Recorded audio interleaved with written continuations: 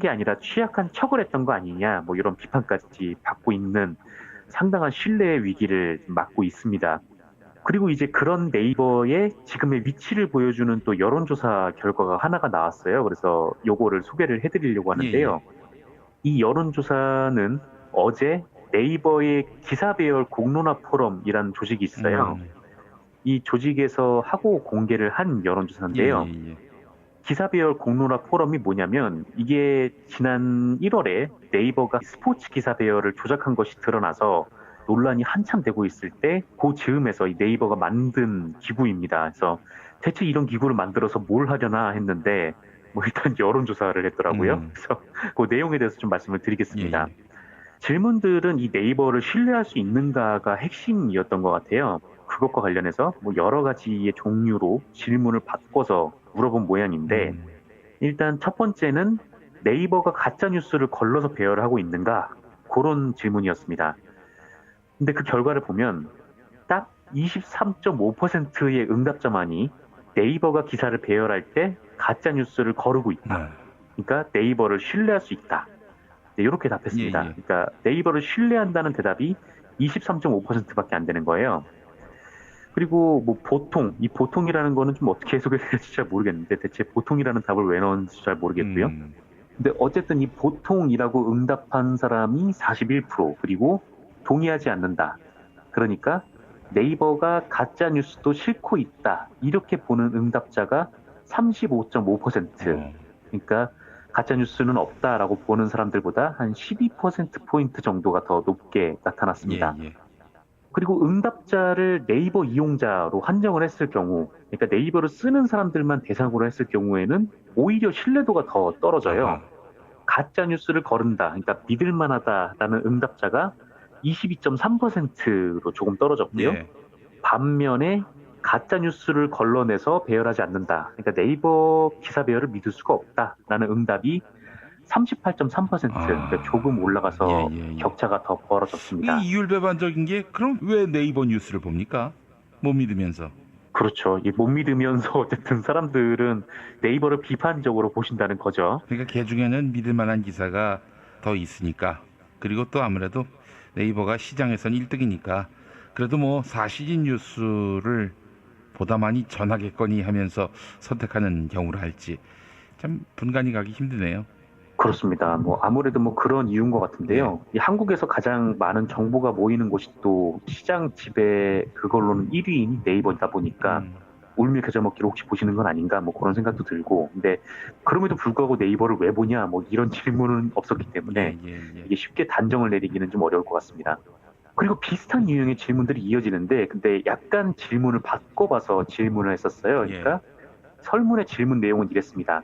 네이버가 기업의 영향력을 받지 않고 혹은 정치권의 영향력을 받지 않고 혹은 특정 단체나 이익 집단의 영향력을 받지 않고 기사 배열을 하는가?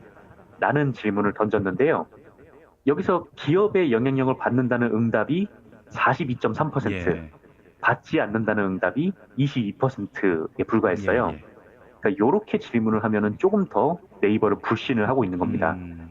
그리고 정치권의 영향력을 받는다라는 의견이 46.1%, 음.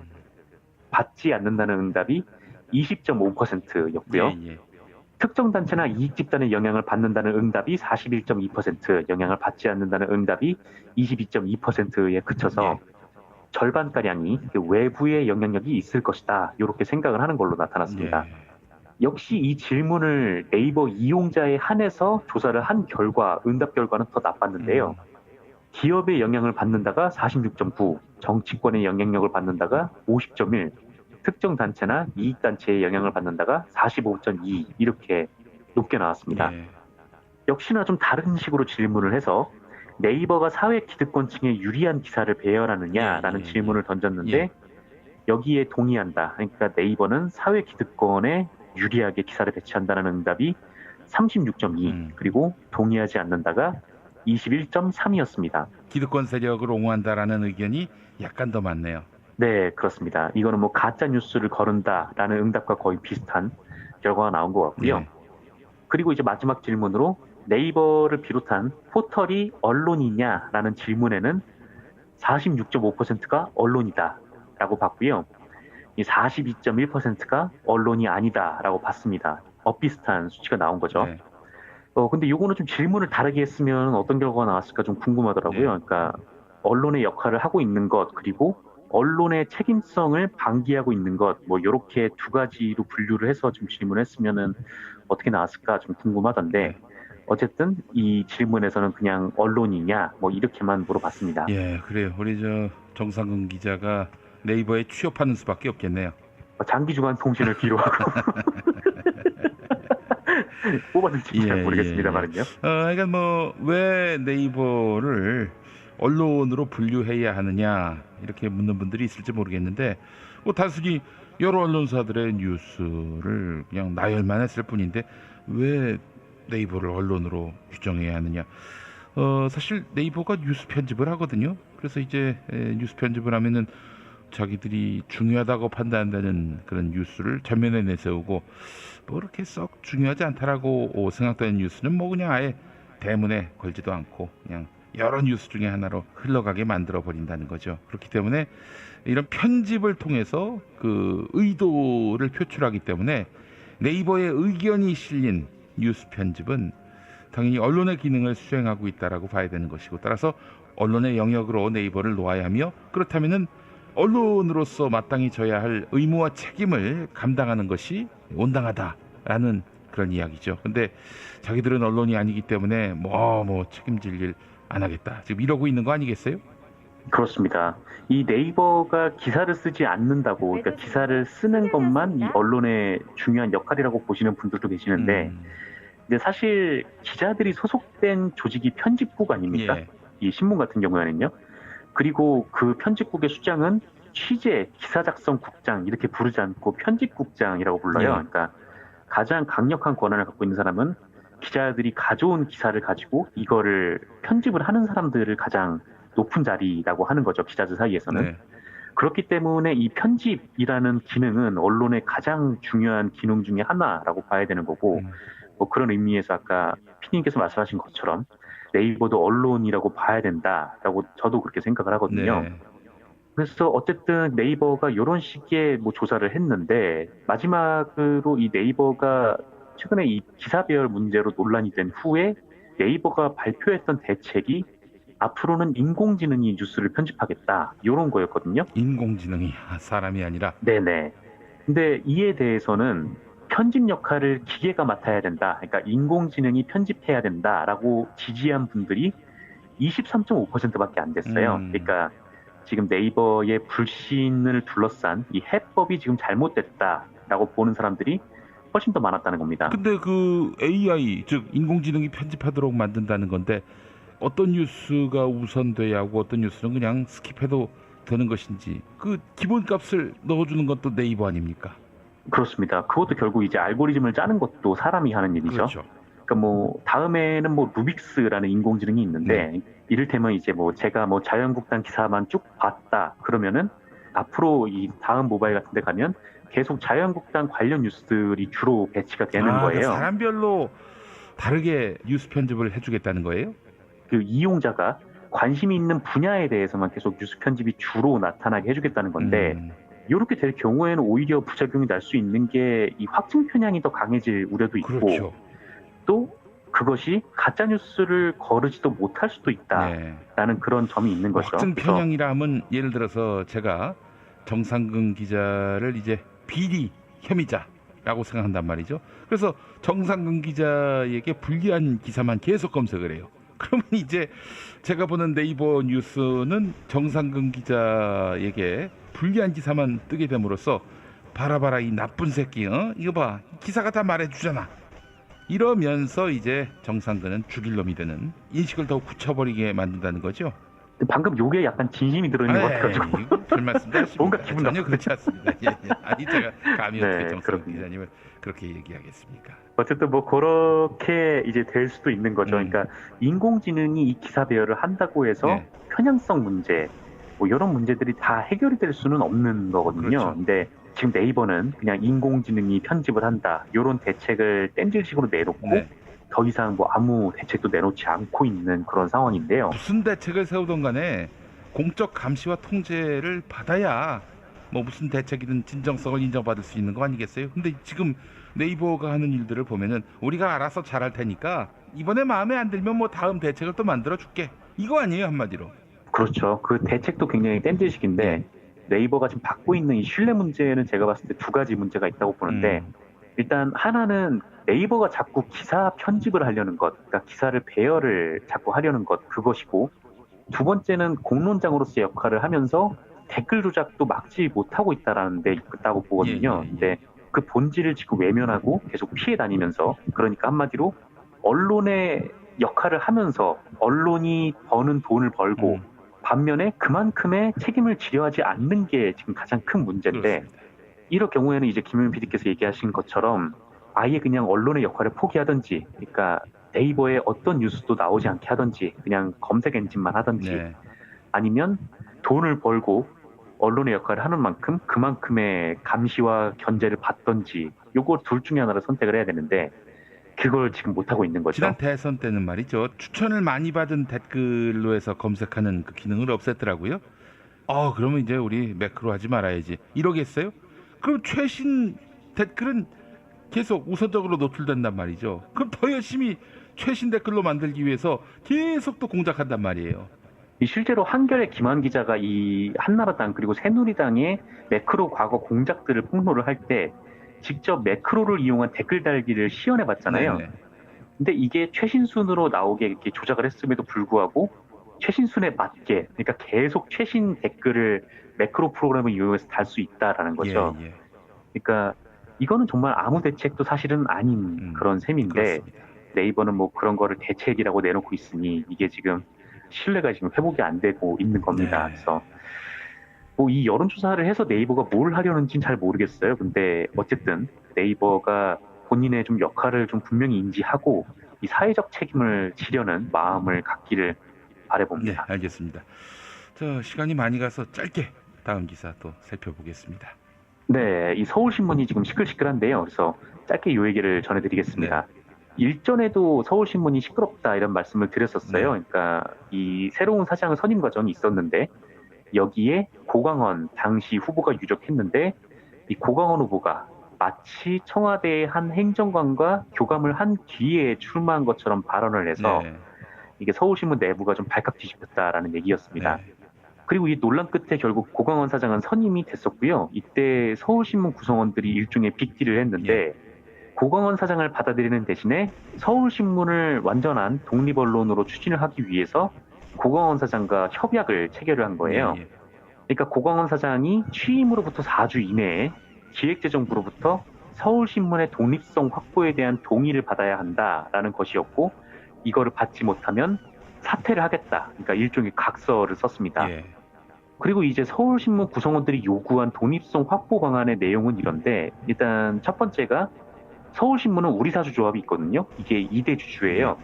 근데 그거를 그러니까 1대 주주로 만들어서 서울신문 사장 후보 추천 제도를 개선하는 것, 뭐 이런 내용 등등이 있는데 그 각서를 쓴 지가 4월이니까 지금 2달여가 지나도록 이 고광원 사장이 기획재정부로부터 동의를 받지 못했던 그런 상황인 거죠. 네. 그래서 이제 서울신문 내부에서 고광원 사장 퇴진 투쟁이 시작이 됐고요. 28일부터 구성원들이 출근길 시위를 하고 그 우리사주조합도 고광원 사장의 사퇴를 촉구를 했습니다.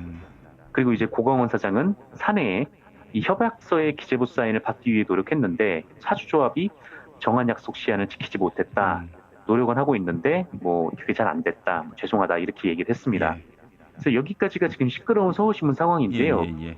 간단하게 말씀드리면 저는 이 서울신문의 독립성이 매우 중요하다라고는 생각을 하는데 근데 이 사주조합을 1대 주주로 만든다는 게 사장의 힘으로 가능한가라는 생각이 한편으로 또 들더라고요. 그렇죠. 그 사실 기획재정부가 갖고 있는 지분이면은 기획재정부가 이 결정을 해야 될 문제인데 아니 뭐 강탈할 수 있는 것도 아니고 못 팔겠는데? 그러면 어떡할 거예요? 그러면 이제 그만둬야 됩니까? 고광원 사장이? 고광원 사장이 거기 각서를 써버려가지고 이게 좀 골치 아픈 상황이긴 한데 근데 어쨌든 뭐 1대 주주가 기획재정부인데 33.86%고 2대 주주가 우리사주인데 32.01%예요. 그래서 조금만 팔아도 되긴 하는데 이게 문제는 이게 기획재정부의 지분이라고 해서 장관이 개인 돈으로 낸 게 아니잖아요. 그러니까 일종의 이제 공적 자금이 투입이 된 건데 이거를 좀 무슨 기준으로 어떻게 서울신문 구성원들한테 넘길까? 요거는 이게 공적 자금이기 때문에 고민이 좀 이루어져야 되는 부분인 것 같거든요. 그래서 서울신문이 또 비상장 기업이어서 이 시장에서 어떻게 조정이 이루어질 수도 없고요. 그렇죠. 예. 물론 뭐 서울신문 구성원들이 최대 주주로 올라가면 뭐 좋겠지만 제가 드리고 싶은 말은 이 사장이 할 수 있는 일과 없는 일이 좀 구별돼야 하지 않나 그런 생각이 좀 들었습니다. 예, 물론 이제 그 고광원 사장이 지키기 힘든 약속을 한 점, 이 점은 문제가 되겠습니다만은 그걸 빌미로 해서 이제 서울신문 구성원들이 퇴진 투쟁을 벌인다. 글쎄요, 그거보다는 보다 현실 가능한 방법들을 찾아보면 어떨지. 그 방법이 뭔지는 잘 모르겠습니다만은 여하간 네, 제 생각에는 어차피 이제 기획재정부도 공적 자금 아닙니까? 그래서 좀 언론 독립을 요구를 하면서 이 사장에 대한 구성원들의 임면 동의제를 달라거나 아니면은 우리 사주 조합에 뭐 후보 추천 자격을 부여하게 해달라고 하거나 그렇죠. 우리 사주 조합도 2대 주주니까요. 예, 예, 뭐 예. 그런 얘기는 충분히 가능할 것 같은데 최대 주주를 바꿔달라 뭐 이런 얘기는 좀 어렵지 않나 뭐 생각이 들고 뭐 서울신문이 다 시끄러워져서 뭐 관련 소식을 예, 전해드렸습니다. 알겠습니다. 아, 이거 참 그 서울신문 좀 많이 보는 신문으로 발돋움하는 것이 우선 아닌가 하는 생각이 들어요. 지금 뭐 우리 사주 조합이 일대 주주가 된다고 뭐 갑자기 서울신문이 지면이 좋아진다든지 혹은 뭐 독자 수가 늘어난다든지 또 영향력이 확대된다든지 그럴 것 같지는 않은데 말이죠. 네, 그렇습니다. 뭐 약간 뭐 건너편에서 바라보는 시각은 그러합니다. 예, 자 정상근 장기 중앙통신 기자 수고하셨습니다. 네, 감사합니다.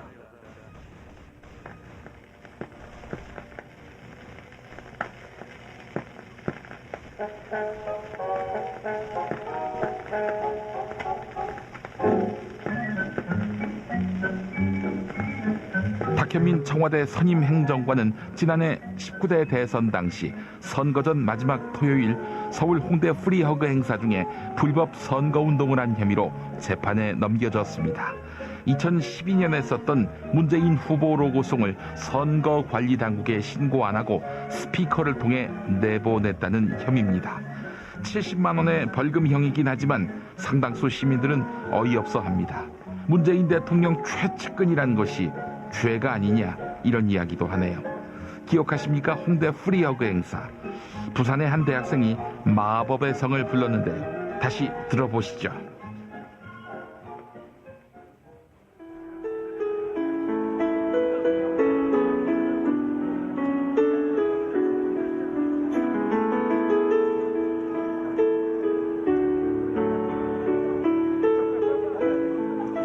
정말 5월 9일 이후 마법 같은 세상, 또 아름다운 세상이 만들어지면 좋겠습니다. 믿을 수 있나요? 나의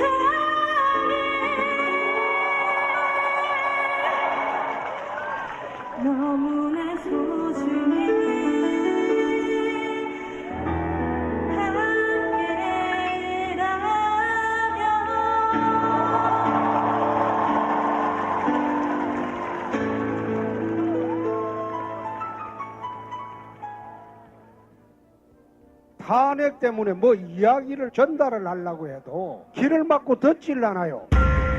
해족 수준으로 쪼그라든 한국 보수. 회생의 길은 과연 있을까?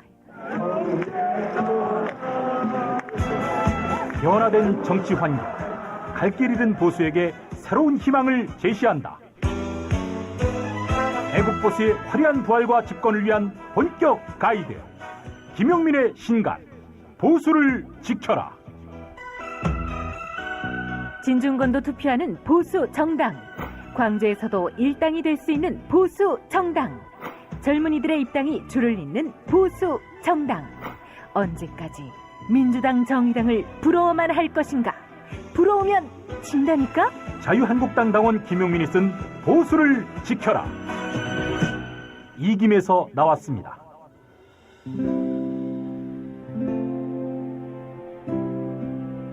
그러니까 목사님은 우리 남북 관계에 있어서도 큰 정기를 마련해 주셨습니다. 늦봄 문익환 목사 탄생 100주년.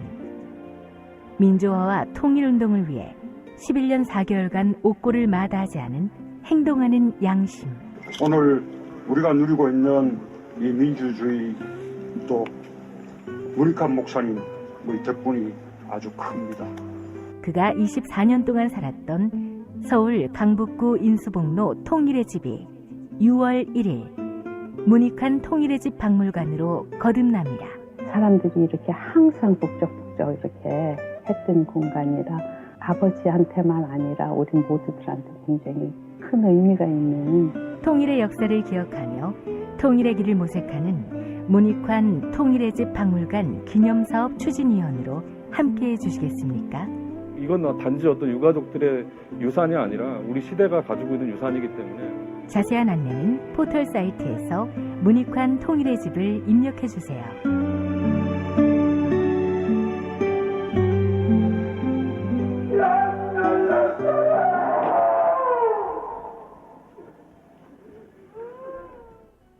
도올 김용옥 선생의 마가복음 강해로 여러분을 초대합니다.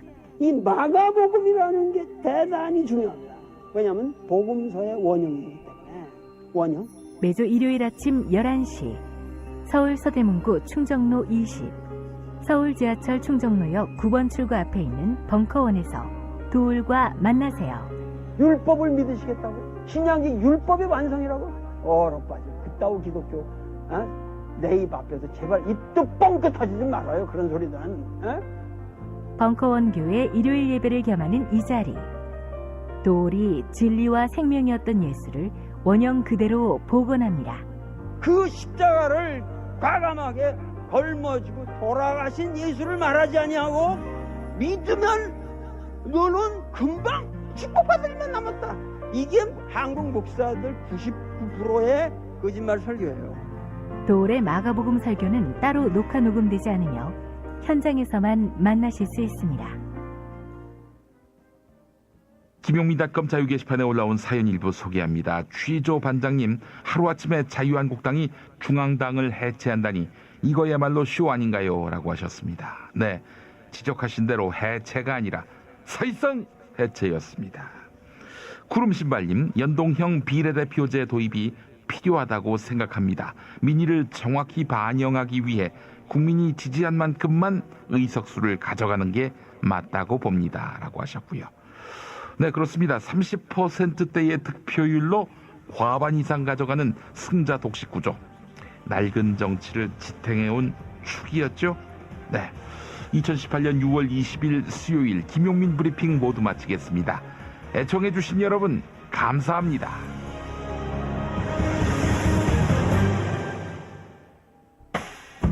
김용민 브리핑과 함께한 시간 어떠셨어요? 다음 시간에도 보다 바르고 알차며 즐거운 정보로 여러분을 찾아가겠습니다. 팟캐스트 포털 팟빵에서 다운로드하기, 구독하기, 별점 주기, 댓글 달기로 응원해주세요. 잊지 마세요. 다운로드하기, 구독하기, 별점 주기, 댓글 달기.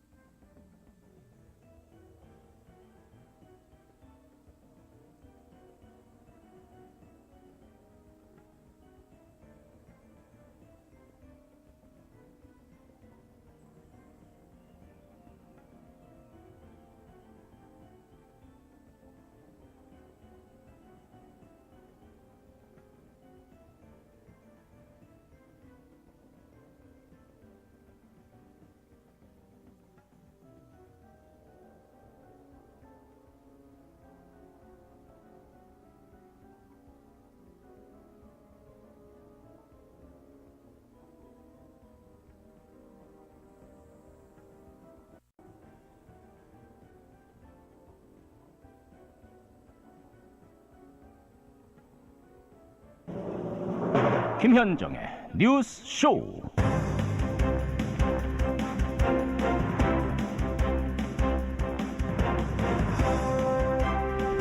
1년 중 낮이 가장 길고 태양이 가장 높고 일사량도 가장 많다는 하진날 인사드립니다. 애청자 여러분 안녕하십니까? 낮이 긴 이번 주 국회도 정부도 할 일이 참 많습니다. 박상기 법무부 장관이 검경 수사권 조정안을 이번 주 내로 발표할 거다 이런 말을 했었죠. 근데 오늘이 목요일이니까 오늘 내일 중에는 최종 발표가 나올 것 같습니다. 6.13 선거의 압승으로 정부의 개혁 작업 속도가 확 붙는 느낌입니다. 하지만 6.13 선거 이후에 국회는 사실상 마비 상태죠. 특히 참패한 자유한국당 상황이 지금 아주 좋지 않은데요. 친박, 비박 이름이 다시 튀어나오고 목을 친다 이런 거친 말까지 등장을 했습니다. 이런 혼란의 상황 속에 검경 수사권 조정안이 국회로 넘어간다 해도 과연 국회가 검토하고 통과시킬 여력이 될는지 생각하자니 참 갑갑합니다. 김현정의 뉴스쇼 출발하죠.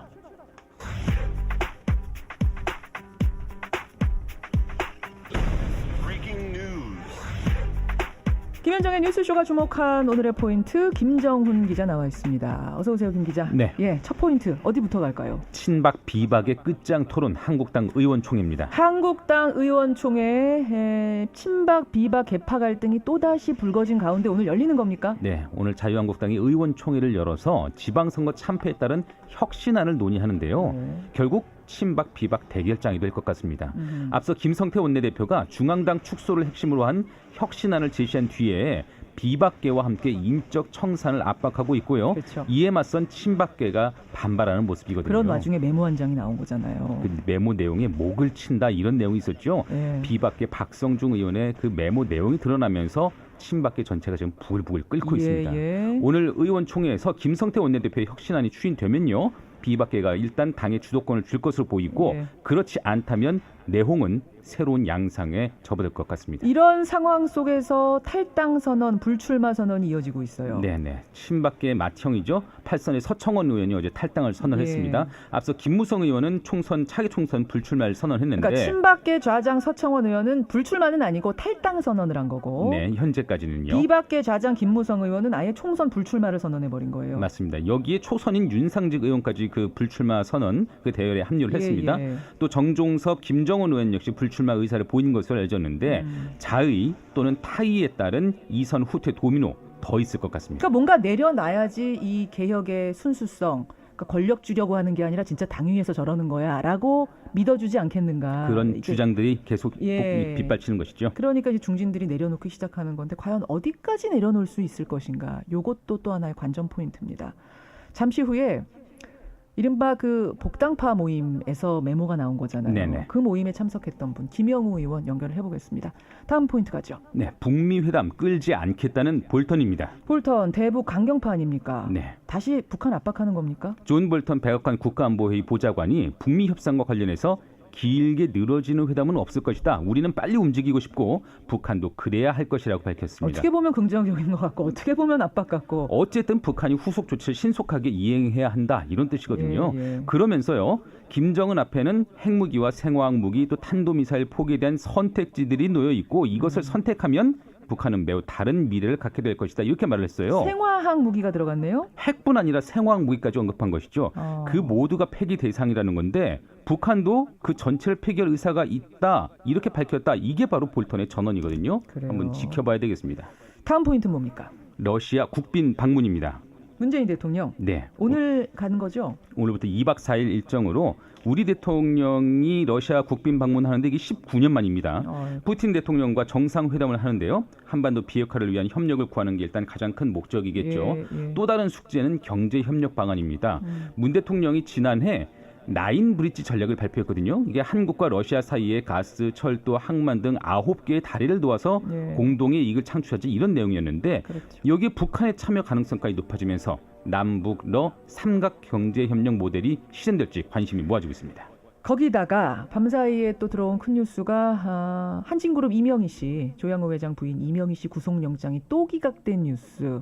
이건 말이죠. 네. 오늘 권영철 대기자가 이제 선임 기자가 아니라 대기자입니다. 권영철 대기자가 Y뉴스에서 왜 기각됐을까 2부에 짚어드리겠습니다. 김정우 기자 수고하셨습니다. 감사합니다.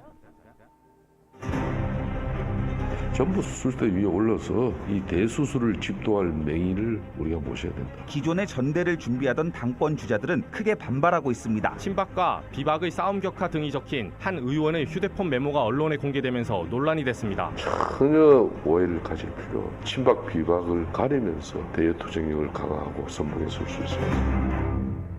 예, 6.13 선거 끝난 지 일주일 지났는데 지금 이제 당 수습 문제를 놓고 옥신각신하던 자유한국당에 메모 폭탄이 떨어진 겁니다. 박성준 의원의 메모인데요. 그러니까 바른정당에서 한국당으로 복당한 복당파 모임에 참석한 자리에서 이 메모를 적었답니다. 내용은 이렇습니다. 친박 비박 싸움 격화. 친박 핵심 모인다. 줄긋고 서청원, 이장우, 김진태, 정종섭 등등. 세력화가 필요하다. 화살표 긋고 목을 친다. 이렇게 적혀 있었습니다. 이 메모가 언론에 흘러나오자 친박계는 거세게 반발하고 나섰습니다. 봐라, 김성태 대표 권한대행이 복당파 아니냐. 결국 김성태 혁신안이란 건 복당파가 친박 목을 치려는 아니다. 이렇게 얘기를 하는 거죠. 그럼에도 불구하고 김성태 권한대행 오늘 의총에서 이 혁신안을 표결에 붙인다고 합니다. 될까요? 그리고 복당파의 진위는 뭐였는지 이분의 생각을 좀 듣고 싶습니다. 김영우 의원 연결을 해보죠. 김영우 의원님 안녕하세요. 네, 안녕하십니까. 김영우입니다. 그 복당파 모임에서 오간 얘기를 내가 정리한 거다라는 게 박성준 의원의 어제 기자회견 내용이거든요. 네. 그 모임에 참석을 하셨더랬죠? 저는 갔었는데요. 예. 애매한 게 저는 사실 그 18대부터 이제 같이 좀 친하게 모이는 그 삼선 의원들 모임이 좀 있어요. 예. 예, 그 모임 연락을 받고 갔다가 저는 마침 또 다른 인터뷰 약속이 있어가지고 참석했다가 금방 나왔어요. 그리고 나서 이제 저녁 때 뉴스를 보니까 그 박성중 의원 그 메모 파동이 있더라고요. 예. 그래서 저는 이제 그 맥락은 전혀 모르겠어요. 그런데 그게 사실이라면 어처구니 없는 일이고요. 지금 뭐 친박이든 비박이든 다시 이런 쪽으로 가면은 이거는 정말 국민들께 죄를 짓는 것이다. 역사에 죄를 짓는 것이다. 예, 저는 그렇게 생각합니다. 모든 문제가 사실 계파 문제로 시작이 돼서 여기까지 온 거거든요. 맞아요. 예, 저는 그건 잘못된 일이다 이렇게 생각합니다. 정리를 해보자면 가기는 가셨는데 중요한 얘기 나올 때 이 메모에 담긴 이런 이야기들 오갈 때는 안 계셨다는 얘기예요. 그렇죠. 몇 명이나 모이셨어요 그날? 제가 갔을 때는 한 7명, 8명 되는 걸로 생각이 되는데 정확하게는 제가 파악이 잘 안 돼요. 그러니까 왔다 뭐 가신 분도 있고 다 합쳐갖고 한 20명 된다 이런 얘기도 있고. 뭐 제가 갔을 때는 그렇진 않았어요. 그렇진 않았고요. 박성준 의원은 여러분 개별 인터뷰는 지금 거절하고 있습니다. 대신 어제 공개 기자회견을 했는데 네. 아마 이분이 어제 회견에서 한 얘기가 거짓말은 아닐 거예요. 왜냐하면 그 자리에 한두 명이 있었던 게 아니기 때문에. 네. 근데 어제 뭐라고 하셨냐면 내 생각을 적은 메모가 아니라 그 모임에서 나온 얘기를 정리한 거다. 네. 그 모임에서 나온 얘기가 제가 아까 소개해드린 그런 내용. 친박계가 지금 결집하고 있다. 이들이 뭉치고 있다. 이들이 우리의 목을 칠 것이다. 이런 생각을 지금 복당파 의원들이 하고 계신다는 겁니까? 저는 전혀 정말 금시초문이에요. 만약에 정말 그걸 심각하게 생각하고 뭐 목을 친다 이런 얘기까지 나왔다면은 저는 이것은 무슨 뭐 정말 범죄 조직도 아니고 말이죠. 이거는 심각하다고 생각하고 조폭도 아니고 그렇게까지 하겠느냐? 잘못된 일이다 생각을 합니다. 예. 그럴 가능성이 있으니까 이런 얘기를 한 거 아니에요? 친박계 움직임이 뭔가 심상치 않다고 느끼니까 이런 얘기를 하신 거 아니에요? 저는 제가 페북에도 이제 여러 차례 글을 올렸어요. 예. 지금 잘못하면은 박근혜 대통령 탄핵 때와 마찬가지로 그때 이제 새누리당 내에서 잘못하면 탄핵 시즌 2로 간다 이거. 탄핵 시즌 2로 간다? 네, 그거는 뭐냐 하면은 탄핵 때는 그 탄핵을 해야 된다. 또 탄핵을 하지 말아야 된다. 아니면 또 탄핵을 하고도 또 당에 남아있던 분들도 있었고요. 예. 그때 굉장히 당내 갈등이 심하지 않았습니까? 엄청났죠. 그래서 결국은 이제 바른정당을 이제 만들게 됐죠. 저도 이제 그렇게 움직였고, 그런 갈등이 재현된다면은 저는 우리 당은 그야말로 희망조차 없다 이렇게 생각합니다. 그렇지 않아도 지금 국민의 신뢰를 잃어버렸고 당 스스로 지금 자정 능력이 없어요. 거의 그 공황 상태입니다. 패닉 상태, 공황 상태. 패닉 상태에서 또 모든 의원들은 또 선거 참패 그 여파로 인해서 상당히 그 격앙돼 있죠. 이런 상황에서 우리가 정말 그 제대로 된 소통이나 개파와 관계없이 그다음에 이런 그 토론과 뭐 협의, 합의 이런 게 이루어지지 않고 이렇게 그냥 갈등 상황으로 간다면은 이거는 뭐 정말 희망이 없습니다. 탄핵 시즌 2가 벌어질 거다. 네. 그럼 탄핵 시즌 2라는 얘기는 결국 2020년 총선에선 참패, 총선에서는 이번 지방선거보다 더 처절하게 참패할지도 모른다. 이런 걱정까지